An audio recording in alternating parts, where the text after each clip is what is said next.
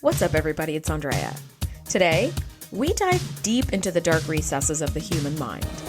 Worf gives the best treknology explanation ever, and we ask the question, at what point did Satie turn? Come nerd out with us. Welcome to the TNG Podcast, the #1 place in the Alpha Quadrant to geek out about all things Star Trek: The Next Generation.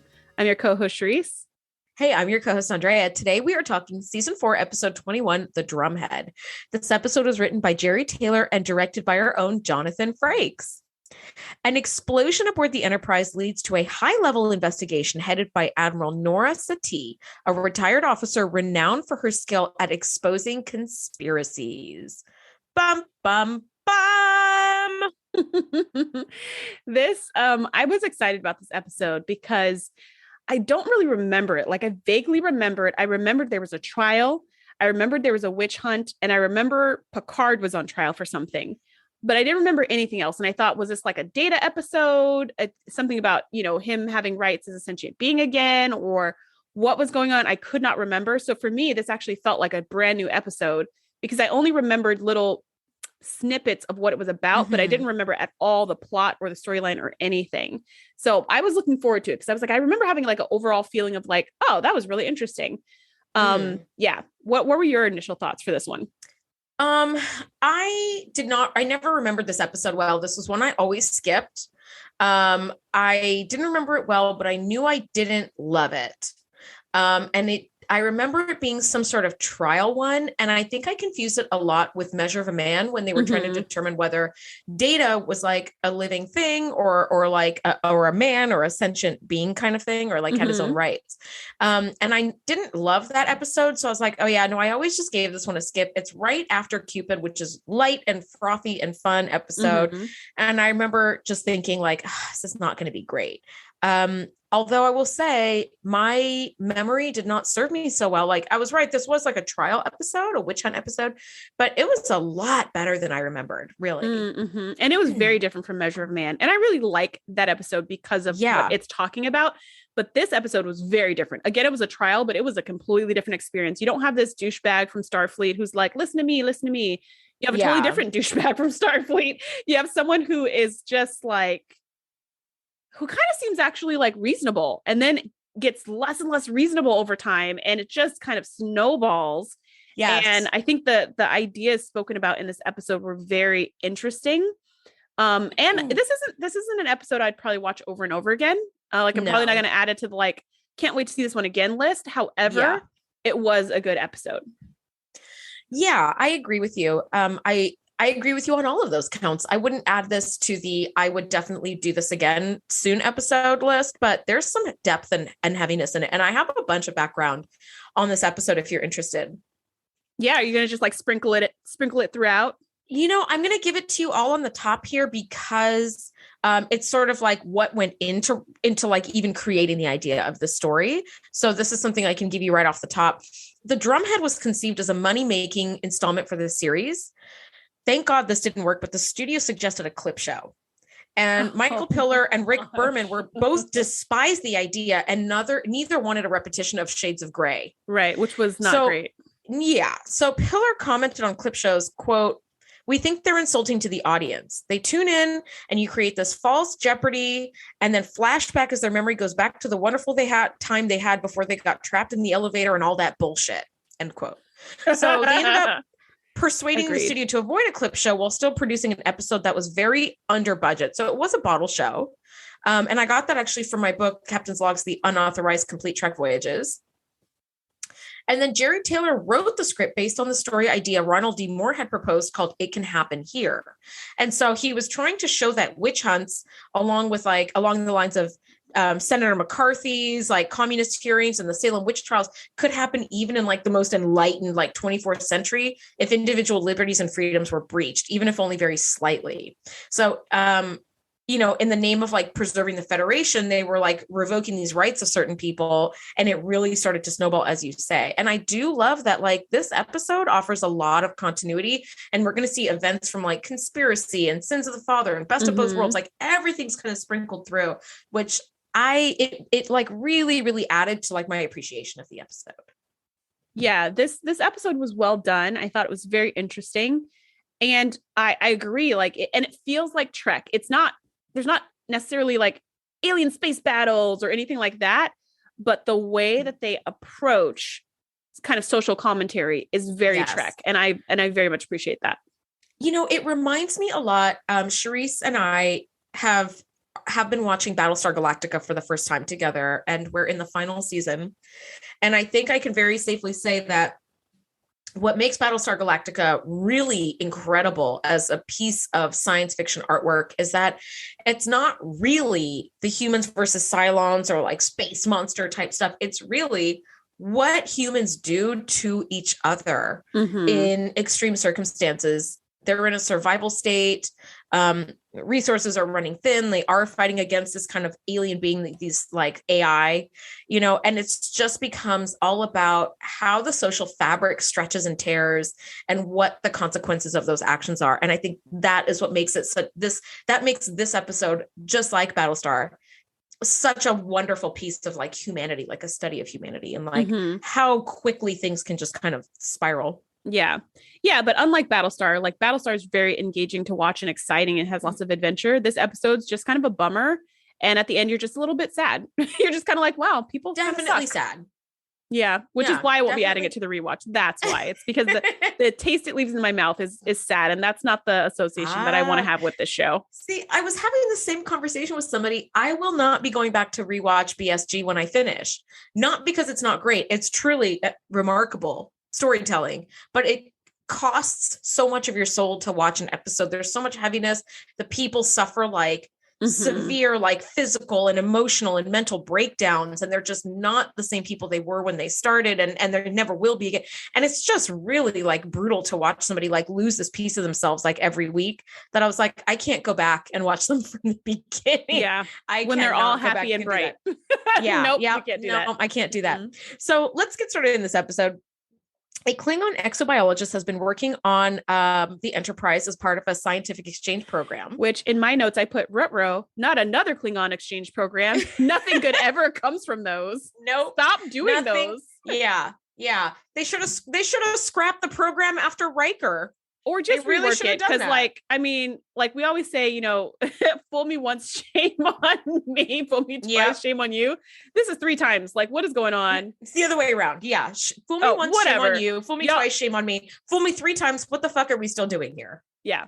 Yeah, that's totally what it is. And so they suspect that he's been behind a security breach and a sabotage. They had an explosion in their warp drive. So, which is terrifying. A warp drive explosion. Can't be having that. Now, Riker and Troy are questioning this very, very reticent Klingon who denies everything vehemently. Everything.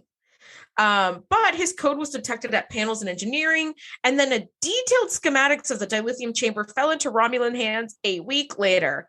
Buddy, I kind of feel like we got you on this. Why don't they have like video footage? Why? Okay, so this bothers me so much because later on in the episode, when the Admiral's kind of poking around, Geordi and Data show video footage of the warp drive of the warp core exploding because they said we can't go in because it's irradiated, so we can't go there. But however, we can just show you the video footage. So I was like, why don't you just hit rewind and see if the saboteur was there? Like, just rewind it, because there's obviously a video camera facing the warp drive at all times. It's not like the camera turned on before an imminent explosion that nobody saw coming. So then that makes me think, where else on the ship would there be cameras? Wouldn't there be cameras absolutely everywhere? Because why not? The Enterprise computer could totally hold that data, and it's like irrelevant, you know? It's just like your comm badge. It's just like knowing where your comm badge is. And they even said that with this guy. They were like, oh, your comm badge was detected at you know, whatever location. And he was like, that was a mistake. That was a mistake. And it's like, it wasn't though. Your comm badge was there, and we can be like, doop, doop, video camera, get video footage. There you are. Yes. And look, there you are putting the data in. Like, I don't understand why they didn't know that. Cause I feel like even in the 90s, their technology could have detected something like that. Yes. Just totally could have done that. Regular old cameras, security cameras. Yep. I noticed that even though it was part of like an exchange, like a work exchange kind of program, he was still wearing his Klingon uniform or his Klingon didn't look like a Klingon military uniform, but like a regular kind of an outfit. He did have a comm badge on the whole time they were questioning him, which I was like, oh, that's interesting. So they gave him a comm badge so they can track his movements. But yeah, he was like, that wasn't me. That must have been somebody else's comm badge accidentally something. Yeah. Now Troy can tell that Jadon is like clearly hiding something. And I was like, yeah, no shit. You don't need to be a beta set to totally tell like something. But she could, wrong. But she couldn't tell what, of course. It's just like, he's being dishonest. Yeah. And Riker's like, you think, Imzadi? But, he's like, Mr. Worf, take Jadon to his quarters. So Worf is escorting him to his quarters. And Jadon is like, I have friends high in the Klingon High Council. No one speaks your name on Klingon. It's worse than being dead. But I can fix that for you. Wink, wink. Yeah. All you have to do is give me a shuttle. And I love that Worf opens the door to Jadon's quarters and steps inside, like to be like, come in.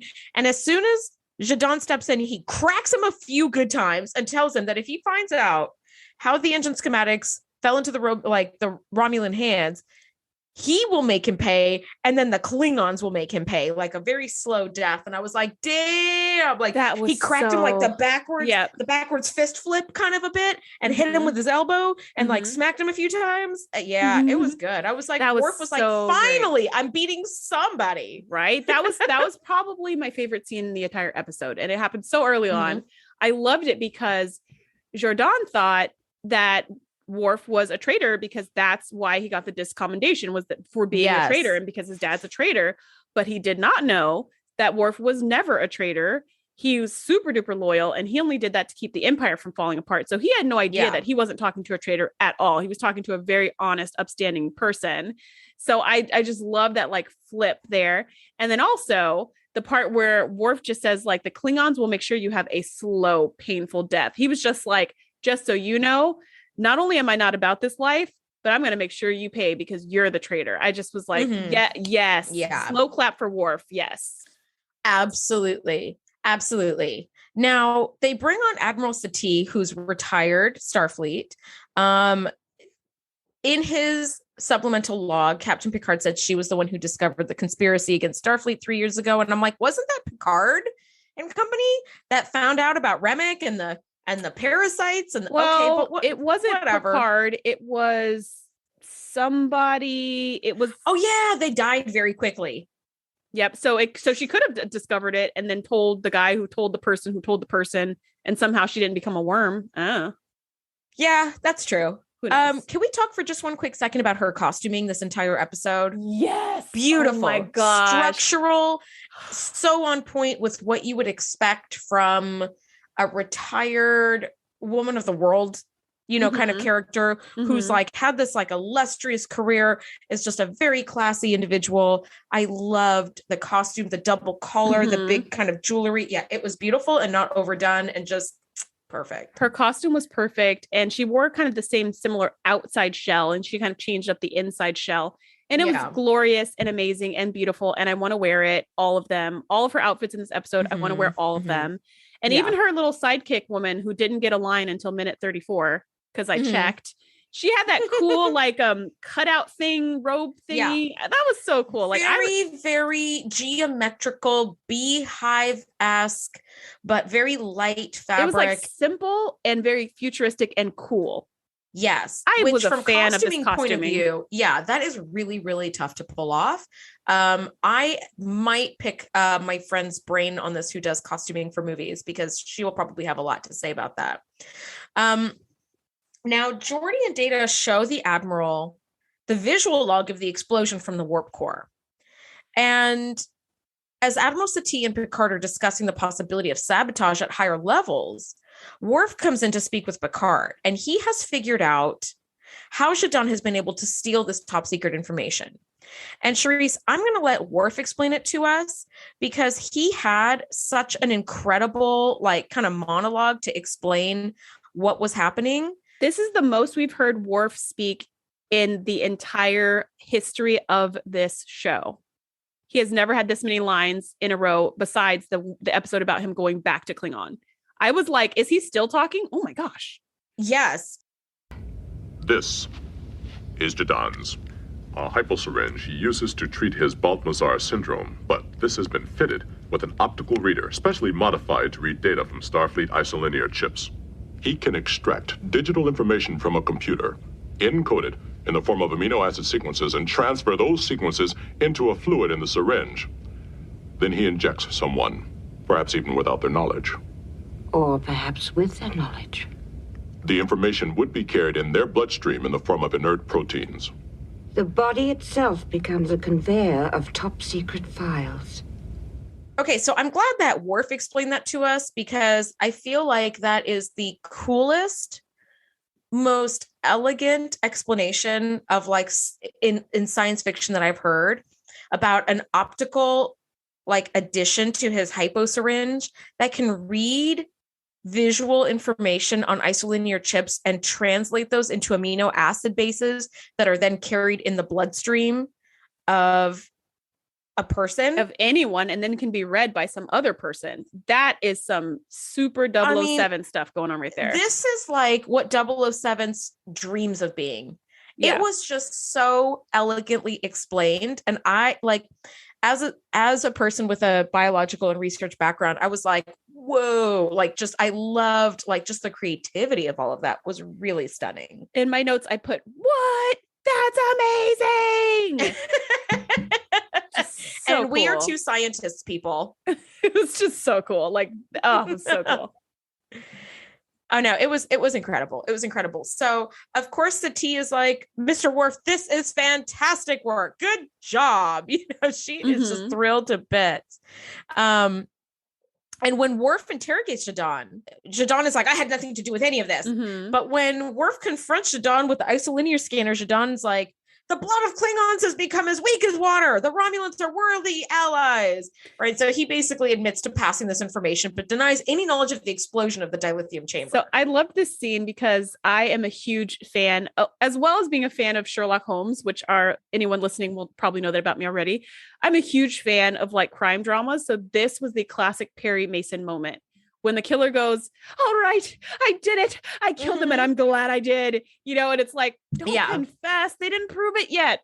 But this scene was so great. He's like, I don't know. Must be a mistake. I don't know anything you're talking about. And then as soon as he shows him the hyposyringe, he's like, all right, that's right. I did it. And I do it again. I'm just like, I love this scene. This is so great. And then when he's like, but explosion had nothing to do with that. And then it's like, uh-oh, now we have another mystery on our hands because he's in an admitting things kind of mood right now. He's definitely in a confession mood. So for him to say, I don't know anything about that, he probably doesn't know anything about that. So now we've got a second. And what are the odds that we would have two saboteurs or two criminal minds working for opposite purposes at the exact same moment on the exact same day? Seems very unlikely. But what's going on? Yes. And now, when Zhadan goes on this rant about the blood of Klingons is weak as water and the Romulans are worthy allies, I was like, okay, well, they caught the guy, but it's only like 9 minutes into the episode. So we got some more stuff to do. What else is going to happen now? Yeah. So when he says like, I didn't do anything with the dilithium chamber, Admiral Satie has a number of aides with her, one of which is a Beta Z named Genestra. And he can sense from Zhadan, like, yeah, he had nothing to do with that. So it seems like we have a bigger problem aboard the ship. We have multiple saboteurs or a conspiracy. And Satie just starts fucking salivating at the thought of this. She's like, all right, let's sharpen the knife. I knew it. Everywhere I go, I find conspiracies somehow.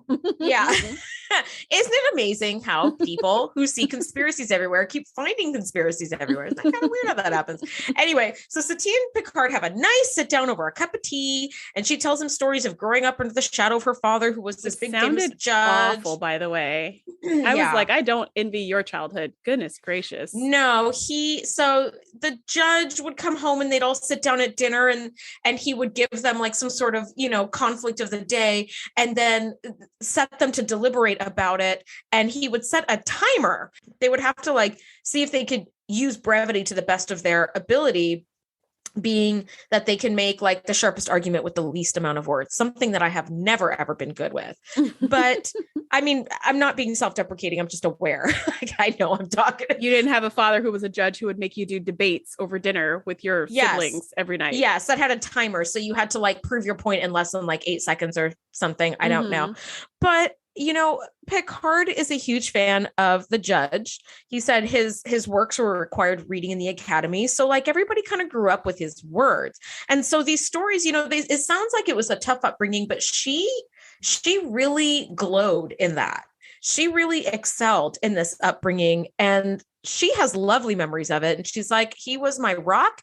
He was my everything. So these memories are painted for her in this kind of glow of light gold. Mm-hmm. And that very quickly starts to tarnish as the episode goes on. Mm-hmm. And she's like, Picard, I like to work alone. I don't like having a teammate. So if things go wrong, I know exactly who to blame it on myself. But Starfleet has ordered me to work with you. And I wasn't psyched about it. But now I see we're going to be a really great team. And I was like, cool, we are a team. Mm-hmm. We're at minute 15. I still don't see what the problem is. It's like, you guys caught the guy. He's been like extradited to Klingon. Like, I don't know what else we're doing here. But we do have some more like building of tensions. Satie's Beta Z aide Genestra works with Worf to try to uncover the sabotage of the dilithium chamber. And Genestra does bring up Worf's father's reputation as a traitor who collaborated with the Romulans. And Worf is like, that has nothing to do with this case. And Genestra is like, I know that, but naturally I thought of you as suspect number one, like when I was reading kind of the docket mm-hmm. on you on my way over. Mm-hmm. But I can tell you safely, Worf, that you have my and Admiral Satie's complete confidence in this matter. And I was like, oh, that's really nice. Okay, cool. Like we're getting into like a good groove here. So 2 things about this scene. The first was, I love how Worf shut that down. It is none of your business. Like, that's mm-hmm. not what we're talking about here. And we're moving on. I really like mm-hmm. that because it is none of his business. And yeah, get out of here. So I appreciated that. And the second thing was when, and I think his first name's Sabin, when Sabin was saying like, you have our confidence. I just felt like that the way he said it or the look in his face, or I don't know what, felt like such deceptive flattery to me. I just want you to know you have our complete confidence and we're counting on you. I was just like, you're laying it on super thick. Do not trust this man. He's laying it on thick so he can use you to get what he wants. That was just like the feeling I got from him. And I just felt like you started by like kind of insulting me. And now you're trying to flip it and be like, oh no, but you have our whole confidence. Like, see, I didn't see it that way. That's so funny. I very much saw it as like face value. Like, I originally thought this seemed suspicious, but mm-hmm. I can clearly see that like you are not an area of concern for me. I mean, I really just took that at face value, to be honest. I didn't see it as deception, but it is interesting to see kind of where this goes as the episode starts to devolve. Mm-hmm. And so they start these interrogations and one person is brought in after the other. And Beverly is up on the stand because Jadon had these medical infusions that he had to take some sort of injections once a week. And using so they special sneaky device. So they're like, he was going into sick bay to get these injections. We're still looking for the other saboteur who caused the warp core explosion. It had to be a partner of his, even though he's saying there is no partner, they have to be here. And most likely they were in sick bay and they knew all about this fancy tech and they were helping him encode these amino acids. So who exactly was it? So Beverly's the first on the chopping block to be like, were you personally giving him those injections? And she's like, no, next question. Yeah.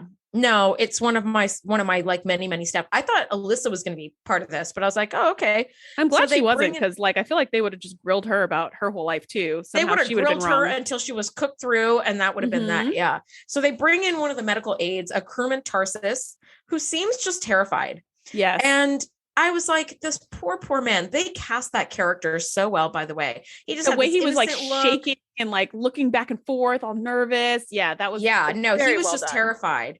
And, everybody seems pretty convinced, like, okay, he seems clear. They were like, well, you have kind of, without pointing out the pointy ears, they're like, you have some Vulcan something or something in you, right? Like your ears are kind of like, pointy. what's your ancestry? Are you fully human? Because your ears are mighty pointy, sir. And then he goes, oh no, I'm not fully human. My grandfather on my mom's side or whatever was paternal Vulcan. Grandfather is Vulcan. So I'm like 25% Vulcan. And they're like, oh, okay. And the whole time he's like, sir, I'm 25%. He's just so scared. He's so scared. Which hiding something or not hiding something, he absolutely had every right to be terrified. This is a terrifying and Just very intimidating group of people. There was a warp core explosion. They're questioning you to see if you were part of this conspiracy, if you were helping Jordan, if you were in on it. All of that is very scary. And I will say I did jury duty for the first time this summer, I believe, or I don't know, a few months ago. Where are we? Yeah, I did it recently. And I was in the jury, so I wasn't nervous. However, seeing the witnesses go up to the stand and being sworn in and all of that, I was like, yikes, I hope I'm never called to court because I would be nervous, even though I'd have nothing to hide, even just as a witness or whatever. It's kind of scary. And this is like, and that was just a civil suit about just two companies that didn't agree on a contract. It was a contract dispute. This is like, you sabotage the enterprise. This is the end of your career. This could be imprisonment. This could be a court martial. Like, this is a very scary scenario. And Admiral Satie has no sympathy or anything. Like, you can see Picard is kind of like the nice judge. He's kind of like, all right, tell us your story.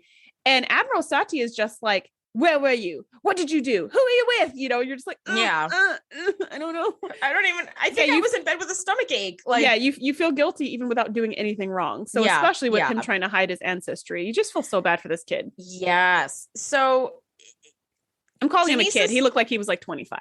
So. Yeah, I mean, but yeah, he seems very much like a kid. So Genestra is like, he's hiding something. He's hiding a lie that's so big that it's overwhelming him. So he's like, I think we found the person responsible. In the trials now. Yeah. It's like, huh? That's weird. Yeah. And Picard is like, I don't want to prosecute this poor man based solely on Genestra's intuition. That's really not enough. Yeah. And Satie brings on a good point. She's like, don't you use Troy for her Beta Z skills? Like, in situations like this, he's like, yes, but I don't bring down like summary execution on a person. I don't do it only based on her intuition. Exactly. I have some other evidence. And then she was like, yeah, but in a really serious case, don't you do it just based on her intuition? And he was like, you know what? Sometimes I do. And I need to reevaluate that practice. Because now that I see what it looks like, I shouldn't do that ever. And like he refuses to restrict Tarsis movements on the ship or allow him to be surveilled. And Satie is like, you're losing sight of the purpose of this investigation. Their job is to find the saboteur, and if he strongly suspected, those actions are justified, which made me write, what would you do? It's so funny that last week you had a what would you do in this situation, Andrea? And this week I was like, Shereese, what would you do? Because I think that they both bring up really good points. I wonder what you would do. I would have talked to Tarsis like more as soon as he walked out the door and Sabin was like, he's hiding something huge. I'd be like, boop, boop, Tarsis, please come back in here. Let's continue this conversation. Like, hey, by the way, this guy, if they didn't say he was a Beta Z in the beginning, hey, by the way, this guy's a Beta Z. He can tell that you're holding back on something. And I don't want to believe that any member of my crew would be a saboteur. So I need you to tell us now in this closed courtroom when it's just like the four of us, or five of us, if that female assistant was there too, like, what is being held back? What is this? I would have gotten to the root of the issue immediately. It didn't make sense to me that they let him go. Then they suspected him. Then they didn't have any further communications with him. They just immediately went to, okay, we need to monitor his movements because he's probably the saboteur and we need to catch him in the act and all this stuff. Because they're saying we need to monitor his movements and restrict them so he can't get access to sensitive things. But at the same time, Picard is like, you can't just randomly monitor people. And then they're like, well, how are we going to catch him in the act? So how could you catch him in the act if you also want his movements restricted? Either way, it's just weird. And I think you need a conversation and not to go straight to just, action. Straight to just punitive things with no information, no data, no proof. And then when they take it to the next level with the open trial, it's just like 1,000 times worse. At no point between their suspicion and this open trial did someone just pull him aside or pull him back in the room or something and have a conversation with him. So that's what I would have done. What about you? That I'm really glad to hear your feedback on that, because I really didn't know what the right thing to do was. At this point, Satie is still a pretty reasonable, she's still very reasonable. She's like, we're kind of losing sight of what we're doing here. Our job is to find the saboteur and to shut it down. Okay.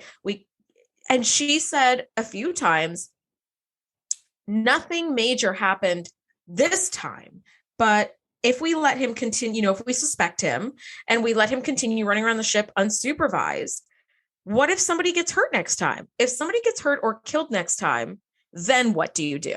Now are you restricting movements and having him surveil? What should we be doing here? And I like that, Picard is very much painted as like the good guy in this episode, and Satie is the one who kind of starts to sort of fall apart. But at this stage, she's still extremely justified, I think, in her wanting to be like, well, hold on a minute, let's keep an eye on him. But I think you're right. Further conversation really needed to have happened. Further investigation needed to have happened. That could have cut out a lot of this nonsense. Like they could have just had a conversation. Yeah. But instead this is where it turns into a witch hunt. Instead, it turns into like, get all the data and all this stuff. And it just got really sad from here. Oh, see, I didn't see it as a witch hunt quite yet. Now, Geordi and Data find that the explosion was not actually intentional. It was caused by the hatch lining having just like worn down over time. And the last time it was like swapped out during maintenance, it was swapped out with like a slight defect in the hatch. And like, that's where it blew. Now, I don't know if you noticed this, but the shot that it would main engineering was really, really creative. Somebody had clearly placed the camera like down into like the warp drive, pointing kind of up and out. So when you see Geordi and Data going down the elevator, they're almost coming straight down on top of the camera and then walking along the glass. And I was like, oh, I remember that this is Jonathan Frakes directed episode. So he was definitely finding some really creative angles. And there's another shot at the very end of the episode where it's also a shot in a room that we see all the time, but at an angle we've never seen before. And I was like, wow, these are just little bits of like, how do we make this look different than it normally does? I thought that was really fun. And I like that. And you and I have talked about this before, when there's an episode that is kind of a budget saving episode where they say, okay, we can only be on the Enterprise, no alien planets, and we're only going to use 2 rooms on the Enterprise. That's it. Yeah. They're like 10 forward and bridge. That's it. Whenever they have episodes like that, I have always loved them. I just think they're great. Me too. Like, we don't need a big holodeck episode. We don't always need to go to another planet. I think they're so great. And when they do little things like changing the angle at which they're filming the room, it's just very refreshing. But even without doing that, I don't mind at all the episodes when they're just stuck on the ship, because you have to get so creative with your storytelling that it makes up for a lack of visual effect. You're just like, ooh, and then ooh. But yeah, I do appreciate that kind of those little touches that make it special. Yeah, I agree. Now, Satie is not convinced, because now she's like, it has to be someone who's done this. There's and they're no like, way this was defective. Yeah, well, turns out it totally was, but okay. So Satie is Picard was just like, all right, problem solved. And Satie is like, never. Yeah, it's never over. Yeah, she's like, in a Captain way, Ahab? it's like, yeah, it's like the battle is never, ever over for like vets a lot of times, even when it is really over, that you're like, it's over now. It's like, no, it's never. This is the only way she knows how to operate at this point. So she's like, I'd like to continue the inquiries, if only to prove Tarsus' innocence. And Picard's like, okay. Right. Now, and how do you plan to prove his innocence? By like making him seem like a criminal? Grilling him. Yeah. So they go back into the inquiries, and Genestra goes all kinds of bad cop on poor Tarsus. He's like, isn't it true that you lied on your application to Starfleet? Isn't it true? Right. And it turns out Tarsus' paternal grandfather was not Vulcan, but is in fact Romulan. Which are like the cousins of Vulcans, which is what gave him pointy ears. Yes. And like Picard is like having none of this. He's like, okay, shit is getting real witch hunty. He talks to Worf, who is convinced of Tarsus' guilt. Worf's got a whole freaking team working for him. Dig into his past, look into his childhood, dig up his pictures and photo, like all this stuff. And Picard's all like, this shit. Wait a minute, what is going on? And Worf is just all about it too. He's trying to get revenge for everything the Romulans have ever done. Yes. On this one poor kid. This is absolutely the case of someone who needs to be recused from his duty at this point, or reassigned to something else that has nothing to do with this, because you're too close to this Romulan shit, and your perspective is tainting like your field of view. Now, Picard's having none of it. And he makes this really great quote about the road from general suspicion to rampant paranoia is shorter than we think. And I think that is so beautifully said. I don't know about you, but I have been in situations where things might seem a little fishy, and then things become downright paranoid very quickly. In like pretty innocent situations that suddenly you're like, who do we trust? You're the one who did it. You're the one who did it. It's like, wait a minute. I think we're getting a little carried away here. It's like playing Among Us in real life, right? You are the imposter. No, you are the imposter. Yeah. Oh, wait, it was none of you. I was the imposter. Yeah. Sorry. Yeah. And he's like, this is a drumhead, and which is why this is called the drumhead. Mm-hmm. And Worf is like, he's us as the audience. He's like, what is that? So Picard filled him in that like a couple hundred years ago, military personnel would upend a drum and sit on it and dispense quick and cruel justice. So anybody brought before the drumhead trial was doomed. So it was just a kangaroo court. It was immediately guilty and executed right off the bat. And he's like, this is a drumhead trial. I'm not here for this. We are not supposed to be here for this. And Picard and Tarsus meet over tea. This is like the tea episode. I loved this part when I was like, why did this should have happened? Well, whatever. I loved this. This should have happened a long time ago. It happened a long time ago. Why are we waiting to this point where it's so bad? And I love that Tarsus just opens up. He's like, yeah, I lied. And this is what was going on. This is all I've ever wanted to do with my life. And now that's over, regardless of how the trial turns out, because now everybody knows my deep, dark secret. I did lie on my application. And, Picard's like the perfect person to tell this to, because he's all for giving his crew a second, third, fourth chance. Mm-hmm. I'll say second chance, third, but like a second chance, he'll be like, yes, I will give you a chance to redeem yourself. And this is the kind of thing that had Picard known this about him privately, he would have just been like, your ancestry has nothing to do with who you are. You've been a fine officer on my ship, and I hope you keep going. You know what I mean? Like that would have been Picard's reaction, but it turned into this other thing that Picard couldn't kind of protect him from or bring him back from, which sucks. Yeah. Yeah. And like, I really, really hope, I would really love to have a where is he now for Tarsus, because I would really like to think that the way that this episode sort of ended with this being like, okay, this was a fucking kangaroo court, and we are just going to throw out all of the cases here against everybody, and everybody is just excused, and we're sorry that it went this far. And hopefully Tarsus was able to kind of like come out of the shadow of this trial and like go on with his life. And hopefully lying on your application because you're afraid of like bigotry seems like kind of a legit thing that you might have to do. So hopefully he's forgiven for that. But, he was like, I didn't want to wait to be an officer. I wanted to be out there traveling the stars. I don't remember this episode well. This entire episode, Shereese, I was so worried that Tarsus was going to hurt himself, right? That he was going to kill himself. Yeah, I thought so too. And I thought that would be like, that was going to be the like, see, this has just gone way too far. We've destroyed a man's life. You've destroyed a man's life by like doing this witch hunt. And you know what?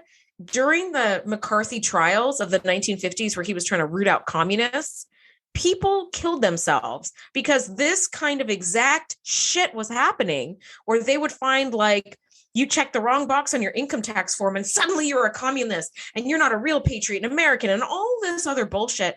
And like, they ended up finding, I think, like exactly 0 communists during the McCarthy trials. I don't know a lot about the McCarthy trials, but it was a whole bunch of hubbub for nothing. It was the Salem witch trials all over again, where this rampant paranoia just takes over. And suddenly, you're looking at your assistant funny because, they were 5 minutes late to work and you're like, where the hell were you? Who were you talking to? Yeah. It just becomes really, really bad. Right. And I thought Tarsus was going to go down the road that unfortunately way too many people had to suffer in the 1950s by being blackballed from being able to even work at all, and then ended up killing themselves, which is just the most horrible thing. And thankfully that didn't happen. And like you, I would love to believe that he was able to continue on, and the people, if he stayed on the Enterprise, that people just didn't freak out that much about it, or just like that the rumors died down over time or something. Yeah. But I don't know. We don't get closure on that. We don't get a where is he now? But that is where I thought it was going as well. And I will say there's an episode of Voyager that's exactly like that. There's like a false accusation, but it's a really bad accusation. And the guy does kill himself at the end. And then it's like, you don't even know if that accusation was true. It was just like, oh, so this was already pretty heavy without that. Yeah. It was really heavy. This episode felt like I was wearing a stone on me, where I was like, God, it weighed. Now, Picard kind of tells Satie a number of times, he's like, this has gone far enough. And she ends up sort of revealing more about her father, but instead of like a gold tinge on that memory, now it's like a silver tinge, right? It's getting less and less bright every time. She reveals more about her father and how she has no friends, no family left. She doesn't have time to see them. Her career has taken her all over the galaxy. And this is all she has left, is like to expose the truth. So it's become her sole purpose. And like, it is an honorable purpose to try to like root out conspiracies to like save the Federation, like that, hey, great. But it very quickly can like sour you, and it has rotted her from the inside. And it's just left this like horrible, like, you know, person whose just sole purpose is to like find conspiracy, and they see it everywhere they turn. It's really and the sad. Unfortunate part is like, even if she's the best person in the world at finding conspiracies, she's apparently not able to say when it's not a conspiracy. Right. She's not able to say enough. Yeah. She's not able to say, okay, great. We found the guy. We solved it. This explosion was just a total fluke coincidence that it happened at the same time. And we're done. I'll like move on. And if you guys need to pull me out of retirement again, go ahead. It's like she's completely lost perspective. Yeah. She's lost sight of herself. Yeah. And Picard is like, well, since we are equals, I'm going to go ahead and say this is over. And she's like, well, I've got news for you, buddy. I've been in contact with Starfleet Command since day one, and all hearings will continue and expand. I will investigate every motherfucking one of you before I get to the bottom of things. And it's like, oh God, things are getting real. Things have just taken that turn. And now Picard it's like, says, I will tear this ship apart. Yes, just to find what I'm trying to find, regardless of if it's there or not. And Picard responds with, what you are doing is unethical. It's immoral. And I will fight it. And she's like, you do you, boo. You know, she's just like, you do what you have to do and I'll do what I have to do. And you're just like, oh, this is going to get ugly. Yep. 2 seconds later, Picard is being called to question in front of the committee. Exactly. By that snotty ass assistant with the hexagon duster on. And that face also is one of the slappable faces. She's probably not a punchable face of Starfleet, but she's pretty fucking slappable. And they cast her very well too, where she's like snooty and just unlikable. Yes, she's and literally looking down on everyone because she's like pretty tall, or maybe they put stilts on her or something. And she's also like a stenographer type, so she's just kind of writing everything. And a few times she's like looking over at Picard and kind of smirking and writing stuff down. And he's looking over his shoulder at her, like, what the fuck? What are you writing? Like, I'm not even saying anything. So this witch hunt continues and it snowballs, right? And so of course he gets called in because he dared challenge her. Because now he's suspicious. He wasn't suspicious 2 seconds ago, but now that you've challenged her, now you're super suspicious. Yes. So before questioning, he gives this like beautiful and impassioned speech against this witch hunt, what it has done to his crew already, poor Tarsus, this like minor lie that he told about it's a Vulcan grandfather, not a Romulan grandfather. It's like so fucking minor. Like, who even cares? That's like not worthy of even like being kicked out of Starfleet over. But like, you know, as soon as he's done with this speech, he's like, I hope this clears everything up. And immediately Satie's like, Captain Picard, answer me these questions 3, you know, like immediately. Now I gotta say, she says, do you believe in the Prime Directive? And he's like, yes. And she's like, well, I'll have you know that, you know, in reviewing your past voyages, logs, your records, whatever. Your logs, thank you. You have violated the Prime Directive no less than 9 times. And I was like, only 9? Exactly. Only 9? I count like 49. What are you talking about? I believe you've miscounted. You should go back and check the logs. Do you mean this times week? 5? Yeah. How many times this week? Yeah. I love Picard's response though, where he's just said every single one of those times I wrote, you know, I communicated with Starfleet about them, and Starfleet is aware of every single time I did that and the extenuating circumstances. And I was like, 9 of them. That's new. Yeah. So at least 9 of them. Not so much. Yeah. Those are secret, but those 9 Starfleet knows good and well and has no problems with. And what I loved about this part, when they clearly turned on Picard and started attacking, is all the whispering that broke out in court, where everybody's like, whoa, wait a minute. When you were against Tarsus, we were like, yeah, on Team Satie. But now you're going against Picard and nobody's here for that. It's like nobody was having it. Everybody was like, what is she thinking? Did they just say, did he just, you could see everybody was like not having it. And Worf comes to the captain's defense against that the Vulcan delegate who was like aboard the Enterprise, and it turns out she was a Romulan spy the whole time. Yep. Right. So she's like, how could you have let that happen? Why didn't you try to fire on them? You just let her go. And Worf is like, wait a second. It was like 3 warbirds to 1. And we're a lot smaller than the warbirds. And we were in the freaking neutral zone. We had no backup. There was nothing we could have done but run away. And by the way, Picard was about to fire on them. And there was like, let's run away before the other 2 ships get here. And as he's saying this, Genestra is like, Captain, how wise is it to have a crewman whose father was a Romulan traitor? And I was like, fuck you. Like, I was so angry. I was like, oh my God. And then, the music was done so well in this episode. It started building up and started getting like more and more sort of frenetic. And then she brings up the motherfucking Borg. She brings up the Borg, and she was like, she doesn't just bring it up. She digs it in. She cuts open the wound. She pours the salt in. She rubs it good. She rubs in the broken pieces of glass in his eyeball, right? She was like, it must have been so awful for you using your knowledge to destroy 39 ships and cause the death of nearly 11,000 people. Don't you lose any sleep at night over that? You poor thing. How could you? And this right here, Shereese, is why Picard is infinitely a better person than I will ever be. Because in that moment, I would have chosen violence over that fucking bitch. Okay. Sometimes you can't be the bigger person. You just need to be the person with the bigger smacking hand. All right. That woman was asking for the biggest backhand in the galaxy. For like a Worf-sized backhand when he backhanded that female Klingon. Like, and we were like, Warp what the 9 F? behind it. Like just absolute destruction. Meanwhile, while all this has happened, she has called in Admiral Henry from Starfleet to oversee all of this. So he's in the room too, watching this.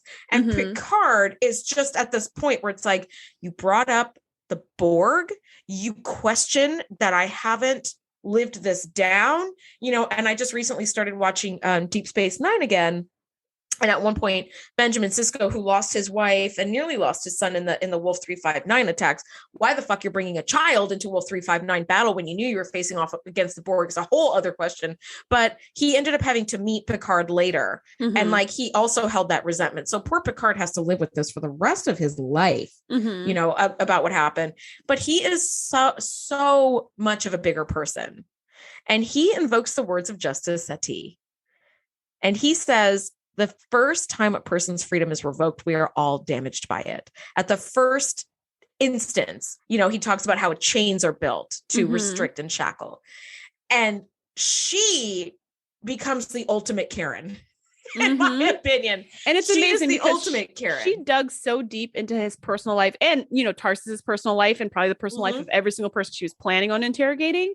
Yeah. But like the way that and the same thing with Worf too, the way that they threw back the past in their face to make to try to make them ashamed and embarrassed and all of this stuff. Picard didn't do that. He just mentioned something her father said that is applicable here to show that what she's doing is wrong. He didn't throw anything in her face. He didn't bring up her past. He didn't try to hurt her feelings. He didn't try to call her names. Like, he just brought up what you're doing is wrong. And I'm going to quote your father to show you why what you're doing is wrong. And she loses her crap the second anything personal about her is mentioned. Like a Karen. Totally. She's like, how dare you, just jumps up out of her seat and does the trembling Karen tears. Everybody knows what the Karen tears look like. She's so enraged at this like invocation of her father's name that she jumps out of her chair and interrupts him, accusing him of treason, of conspiring with the Romulans. And she calls men like Picard a threat to the entire Federation, whose job it is of hers to seek out and destroy. And I was like, oh shit, she's self-destructing so hard, right? And Admiral Henry's looking at her and he's like, oh boy. And then she goes, I've brought down bigger men than you, Picard. And at that point, Admiral Henry is like, ew, stands up and wordlessly leaves the room. Yeah. Bringing a whole end to this. And she's just standing there shaking with rage about whatever she just made up in her head, because none of that stuff was going on in the court. And everyone just kind of looks around, sips their drink quietly and awkwardly, and then stands up and walks out.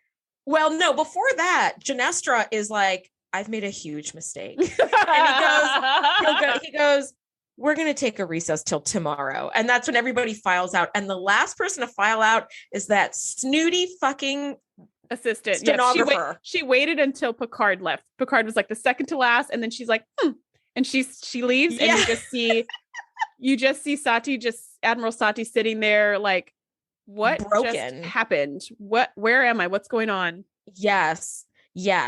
And then you kind of think, how long has all this been bubbling up under the surface? And how many times have you maybe destroyed lives in the pursuit of quote unquote truth so you can bring down bigger men than Picard? So you could be right. So you could be right. Because Tarsus was an innocent victim, collateral damage. How many more bodies are in your wake behind all those amazing conspiracies that you uprooted? Yeah. And honestly, Picard is the definition of grace under fire in this instance. He didn't dig into her past to use things against her. He just used her father's words in a place that was applicable. And in that way, he goaded her into revealing the depths of her like fanaticism and paranoia in front of an audience, severely damaging her credibility, possibly permanently, I hope. I mean, right? Yeah, she's already retired. So hopefully Admiral Henry was like, let's just leave this one be. Yeah. Let's just put her back in her box. Wherever she goes, wherever she lives now, and just keep it moving. Which is nowhere. And so we have this final scene, which is another beautifully shot angle. It's of the observation lounge, but this time the camera is high up and in one of the far, far corners across the room. And the lights are really dim. And Picard is standing at the very farthest end away from the camera. And he's just in a little bit of light. And I thought, what a beautiful depiction, like a beautiful visual depiction of isolation and like deep thought. I thought it was lovely. And Worf informs Picard that the trial is over and Satie and friends have departed the Enterprise. And good thing Admiral Henry was there because he was the one who pulled the plug. So thanks, Admiral Satie, for inviting him to your extended trials. Yeah, you invited the person who like put you back in your box. Although I have a feeling that even if he hadn't been there, that outburst would have been it. Everybody would have been like, okay, a bridge too far. I think we need to maybe just dial this one back in. And we're going to go ahead and call Starfleet to come pick her up. We're just going to leave her at the nearest starbase. Y'all can come get her. We got missions to do. Like, I don't have time for this shit. Nope. So this is where the episode ends, and Worf and Picard, do share some words, and Worf is like, I believed her. I worked with her. I got really into this. I thought I was doing something good. And he was like, well, vigilance is the price we pay for someone like her. There will always be somebody like her to wait sort of for the right time for the right climate to spread fear. Yes. That's what he said. And I was like, yeah, wow, because that's right. She wanted power. That was definitely one of her key motivators. She wanted to be in charge. She wanted to be right. The way she got power, the way she got to be right was by spreading fear. That's what the whole conspiracy theories and paranoia was all about. Yeah. What, haven't you done this? Haven't you done that? What's in your past that you don't want us to find out about? Yeah. Was very like, that was her weapon in order to get power, was fear. And we are primal animals. Fear is going to work. Like, that is going to work. So here's my final question for this episode for you, Shereese, and for the listeners. Do you think that Satie had this sort of intention all along, or what? Did she have a real purpose that just became polluted? I don't think this was her plan. I don't think she pictured anything like this happening. She just was called in because this is her specialty. There was something going on. There's some kind of conspiracy. She's great at rooting them out. And because the spy was found so quickly and so efficiently, but there was this other mystery on her hands. I think she just was obsessed with, there's got to be some more bad guys. It can't be this easy. And then I think she just revealed her true underlying biases and motivations unintentionally, because like you said, she was very reasonable in the beginning.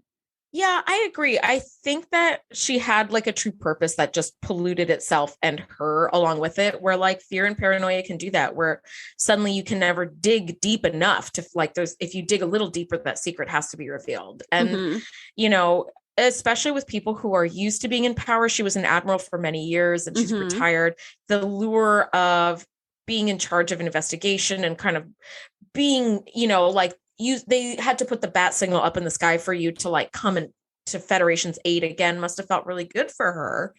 And yeah, I mean, I don't think that she was out there trying to spread fear. I think she generally and genuinely thought there was a real threat to the ship, and was like, there really isn't an act extreme enough to like stop somebody who might be trying to kill people aboard the ship. Like, that's a very reasonable like job and goal to have, where it's like, somebody is trying to kill people aboard the ship or hurt somebody aboard the ship. We've got to stop them. But this was a clear case of like not knowing when enough was enough. Right. That reminds me of some of the shows that I love. Like I already said, I love crime dramas and stuff. Some of the shows that I love, that same logic is what's behind the homegrown terrorists in the show. They're always trying to show the government how vulnerable we really are by doing some huge act of terror in order to show people like, here are the gaps, here are the weaknesses, these are the things we need to strengthen. No one was listening to me, so I had to do all these crazy things to prove my point so people will listen. And it's that same idea of like, the intentions may have been good at some point, but the actions just totally took a turn and are horrible and unjustifiable. Only in your mind is what you're doing still okay. Yeah, absolutely. It's only justified still in your mind. Where like, I think the pacing of this episode was really great because she was really reasonable and lovely for about the first third of it. And then the second third, you're like, and then the last third, you're like, oh, fuck you. You know, like, this is where I would have chosen violence, you know? So it was, the pacing was done really well. She didn't come in like Remick, where you're like, wow, that's a really punchable face. I hate or you from even the beginning. like, yeah. Or even like Bruce Maddox from A Measure of a Man, right? He came in, I'm going to dismantle data. Like, and you're like, wait a minute, what? Who are you? What's going on? She didn't do that. And I think that's why this episode feels so different, because she's just a regular person who goes off the deep end. And I think that's why this episode was so good as far as a social commentary, because it shows the dark side of humanity. And this was my final thought. It shows the dark side of humanity in a really interesting way without it necessarily being about, it's not really about aliens and conspiracies and fear and power. It's really about human nature and how people act when they feel backed in a corner, regardless of technology or social advances or whatever. Like, it's kind of that people are people is what the take home message was for me in this. And that's why I really appreciated the writing of the story. And of course it was beautiful. The costuming, the makeup, like A++ on this, on how this was done. The music really ratcheted up that suspense as good music really does. The like, even just like simple, well, I say simple in air quotes, simple things like lighting design, like the dark rooms and stuff like that too, really, really heightened that sort of feeling of like, uh-oh, they're out to get me. So I like this episode a lot better than I thought I would. And it was a lot better than I remembered, but felt so heavy after like the lightness of last week's Cupid. So I'm ready to like get rebalanced. Next week, we are talking season 4, episode 22, Half a Life. Thank you guys so much for listening. As always, Shereese, I love geeking out with you, and we'll see you next week. Bye. Thanks for geeking out with us. Be sure to join the crew at thetngpodcast.com to be the first to know when we do our live shows or host events exclusively for our members. We'll see you next time.